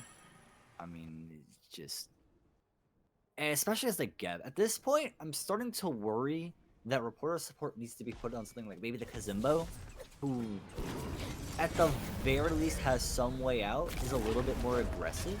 Because reporter support is playing these relatively passive supports. Maybe put him on a Charon, something like that. Because I'm just thinking about him because he was hovered by the Underworld at one point. Something that gives him just a little bit more maneuverability, and he can peel, and then once he's done peeling, he's not going to immediately give a kill away anyway. So maybe next game, well, maybe game 3, because I'm really hoping for a game 3 here. Both these teams, this has not been the nail-biter game 1 is, but it's getting hot in here.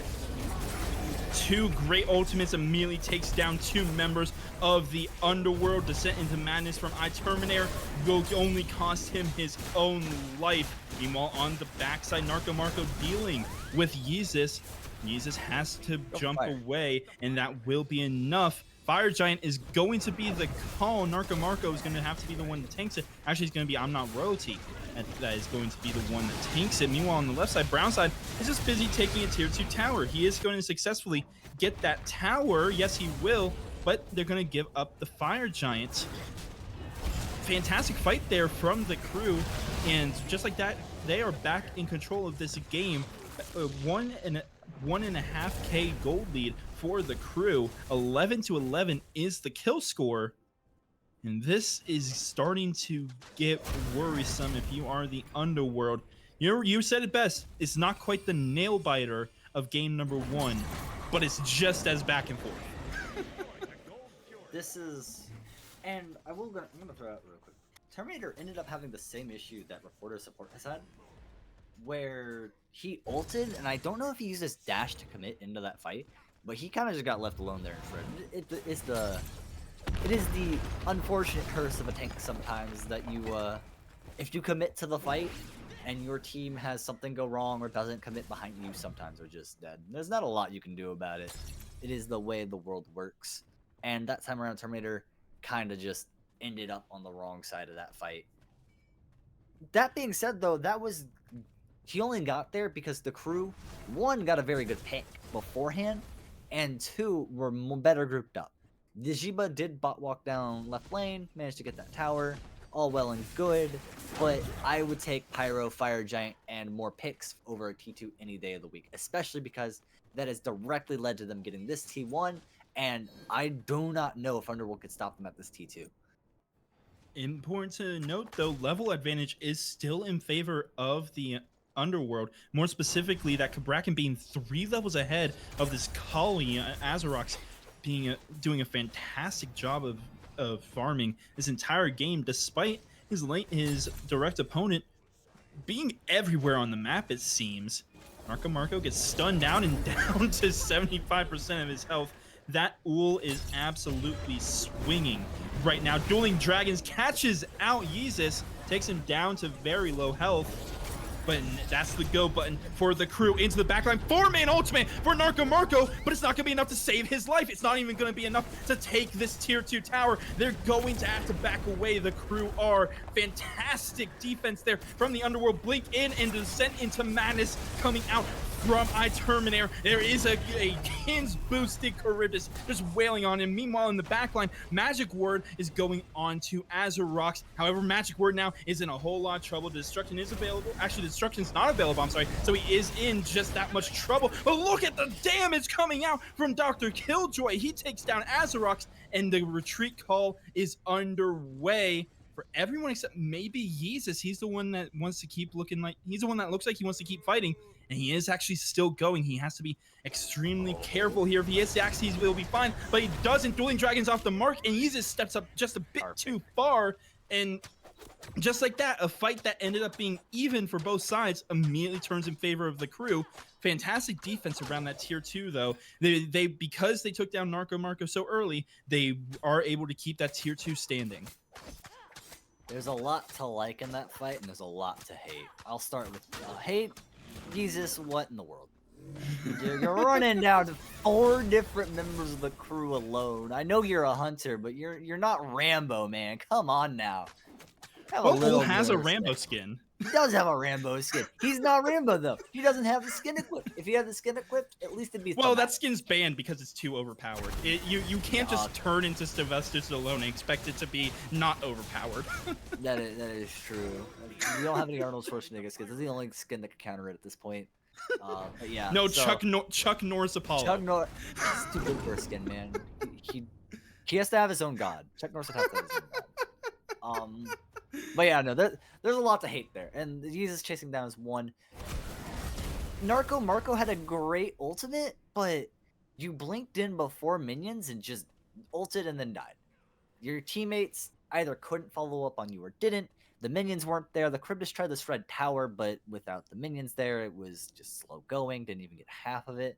So there's a lot to hate. But the fact that the crew decided to disengage at the correct time is a positive. They did a really good job there of mitigating disaster, and they actually ended up on the up trade for it. Important to know, Fire Giant is no longer on the board for the crew, so this is a true 5v5 even fight around this Oni Fury.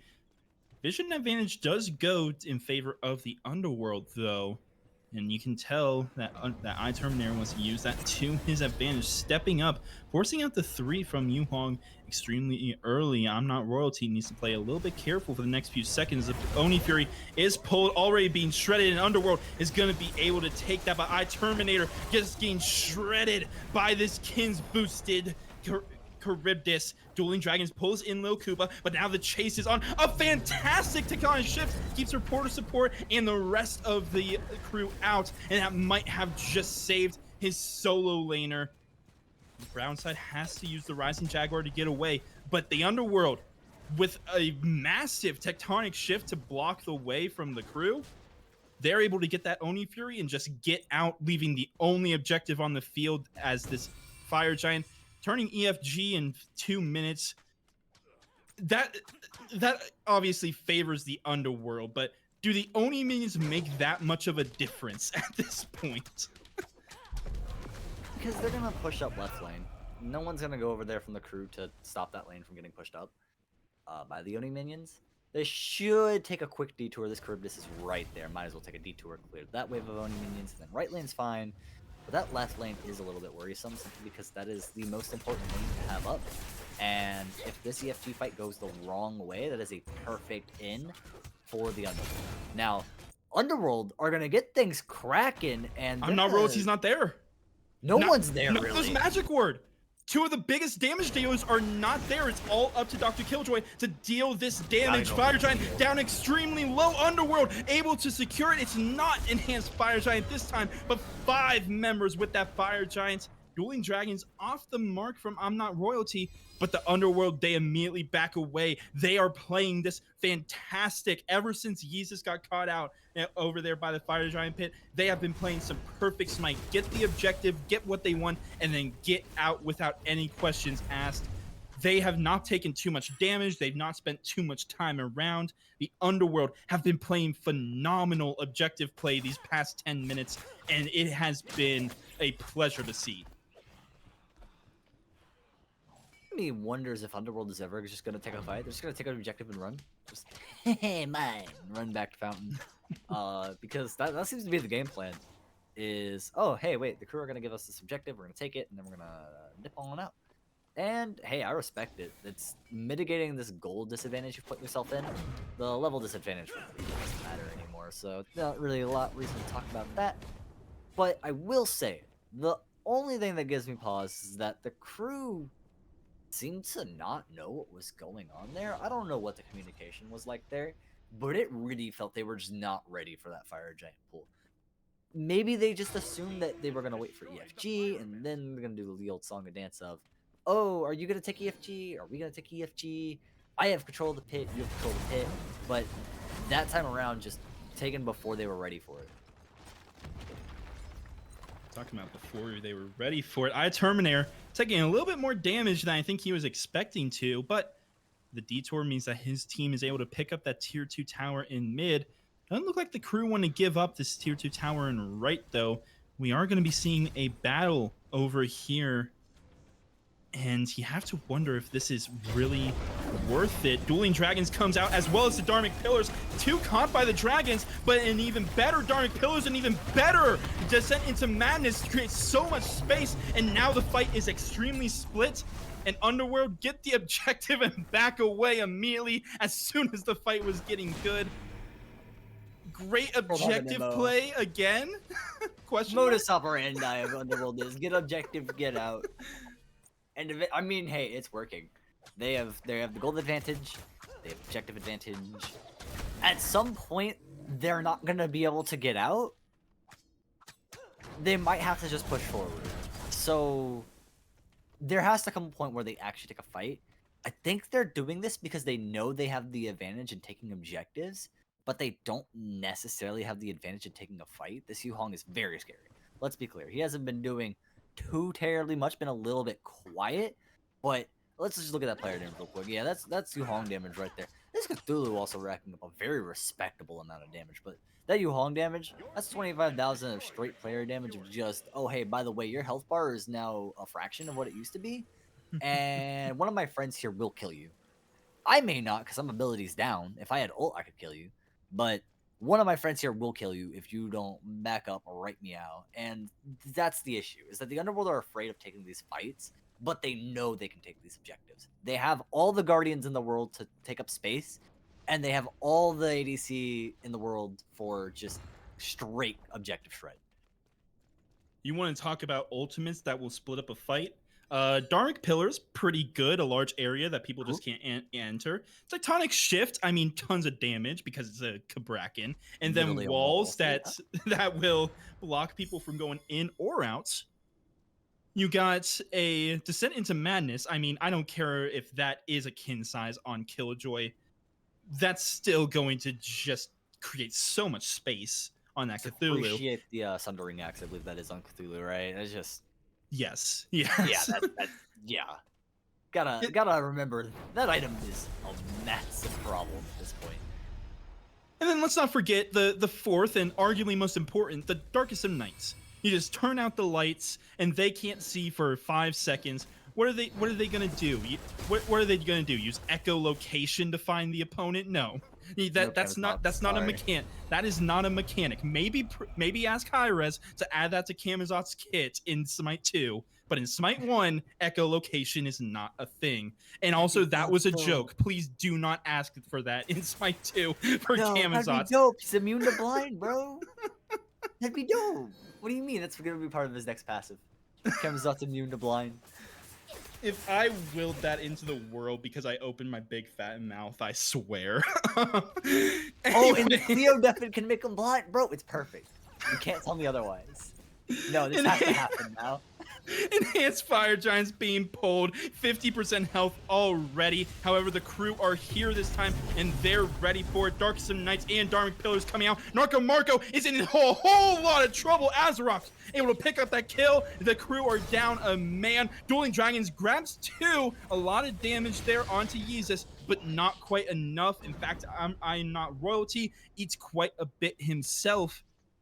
The Narco Marco's gonna be the only one that falls, but that will be enough for the crew to rethink their strategy. They still do have pretty healthy health bars, but with 2 members backing from the Underworld because they know they have that time, they're making their way back now. EFG still on the plate. 30 seconds before Narco Marco can teleport back in, and they're not going to wait that long. Bot EFG started back up. I'm Not Royalty finally making his way back to this fight. EFG back down to 75%, and I'm Not Terminator falling extremely low. But Magic Word gets blown up before he can even pop the destruction. Report or support falls as well, and immediately onto the backline, onto I'm Not Royalty, taking the crown off his head and saying, "You truly are not royalty." The EFG is back on the menu. The EFG is gonna be pulled.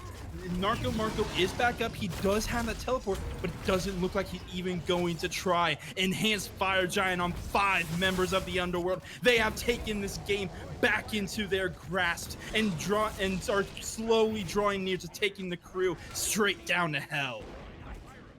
Alright, well, that is going to be very easy to break up. Crew, don't take 1v1s. They had trouble taking down iTerminator, and they couldn't finish the kill. iTerminator is back up at full health. I don't know if the iTerminator ever back. He does have teleport glyphs, so most likely he did. But that's the issue, is you couldn't finish the kill on the Cthulhu, and that Cthulhu is doing so much. The Cthulhu is doing successfully what Narco Marco is failing to do. Watch this. Narco Marco dives in the back line, tries to hit it, tries to make an opening, split the fight, immediately gets punished for it. Isn't allowed to do that. Is going to take a ton of damage, die here, doesn't have the follow-up. The rest of Underworld pushed in, not being pushed back. Not enough peel. Yeezus on the Royal will manage to secure that kill. Report of support, trying to get something going, but the Geb can only do so much. Underworld in full control.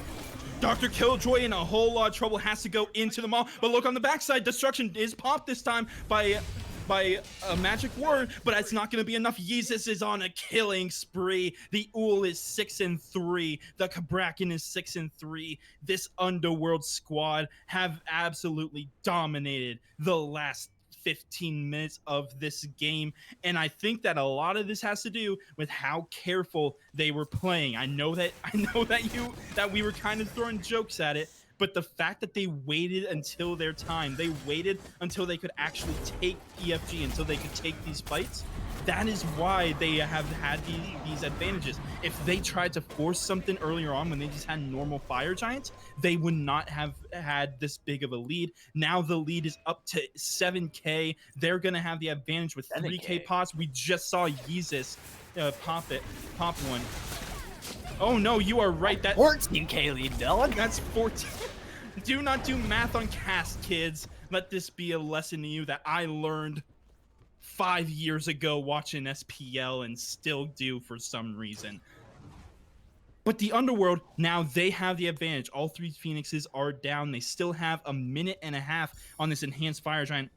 they can push into base at any point because they have fire Oni Let's do it waves now. pushing down all 3 lanes. What can the crew feasibly do about this? We are about to find out. The first wave of Oni fires go in, and it's not quite enough. Blink into the descent into madness, as well as the darkest of nights. The Titan room is now under siege, and Arcamarco falling extremely low. A great jump in from Magic Word might just push out the Underworld, members of the Underworld, but it's not going to be enough to get a kill. Still, no one falls despite pretty much every single ultimate on the map being used.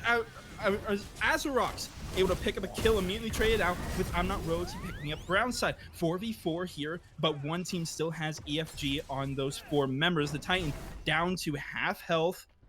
But the Underworld, they're going to elect to stay back and heal up just a little bit. Now they're going to try again into the Titan room. Goes Terminator, but on the backside, Jesus is immediately jumped on by Magic Word, but it's not going to be enough.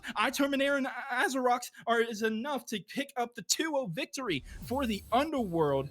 And just like that, the crew fall despite their best efforts. This was a fantastic set, Terry. Fantastic set. A little bit of a disappointing ending. Just that was the Underworld needing to crush the throat of the crew, doing so successfully and totally.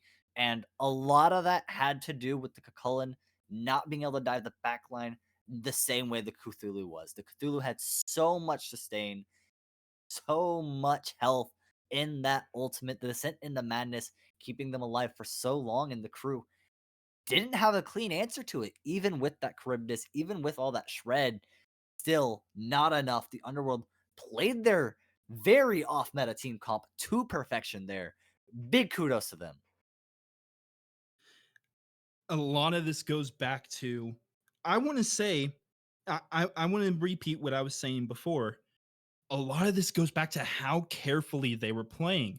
I truly believe and I truly stand by that if they had tried to force something when we thought they were going to, like a normal Shallows team would, we very well might be heading to game 3, or at the very least that this game is still going on and it's possible that the crew are the ones sieging with an EFG. Because of how careful, because of how slow and methodical this Underworld team played with that first Fire Giant, because they didn't take any risks, they were able to build up a hefty goal lead. They were able to build up a hefty amount of momentum, a hefty amount of map presence. And because of that, as soon as they got that EFG, they were able to sweep the Phoenixes and then close out the game.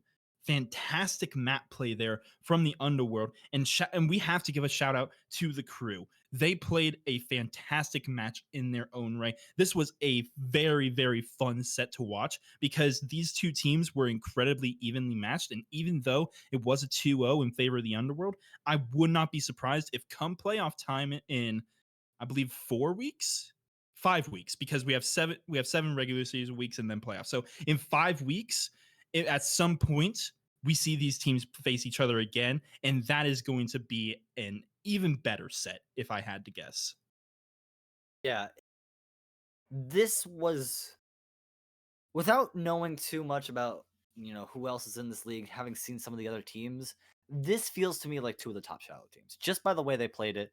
Now, obviously, Underworld, even getting a little bit goofy. I mean, we could just come out right out and say it. They're being a little bit goofy, a little bit silly, and that's okay because they're not playing goofy in the lobby. They're doing things that are off meta. These are very informed decisions. Let's be clear. This wasn't, wouldn't it be funny if we did 3 Guardians? Go. This is, we're going to play 3 Guardians. It's a little bit, helter skelter, but we're going to play Kabrakan like an assassin. We're going to play Terminator like a solo. It's going to be exactly how Terminator, the Cthulhu as a solo. It's going to work out. You just got to trust the process. Run it with that double ADC comp. See what happens. Let's run it. And this was the perfect game to show it out, because this is a game that you could have forfeited this map, but you are testing it against one of your strongest opponents, and you're going to know exactly how it works come maybe a later day where you really need it. Absolutely. Well, That's going to be all for us tonight. The Underworld takes this Shallows division match 2-0. That means that they get 3 points and they very well jump themselves up into a prime position to make the playoffs later this season. But as for me here, I got TheTary as my co-pilot and Tess on the backside. I am exhausted. My voice needs to rest after that set because that was absolutely phenomenal. I would cast that. I want to watch that set again. That was a lot of fun. But for TheTary and Tess, my name has been Raptor. Thank you all for tuning in to the QSL. We have more action coming to you tomorrow, so be sure to tune in at 4 p.m. Eastern time, and when we will be going into the deep sea division. But until then, keep quacking, y'all, and we'll see y'all later.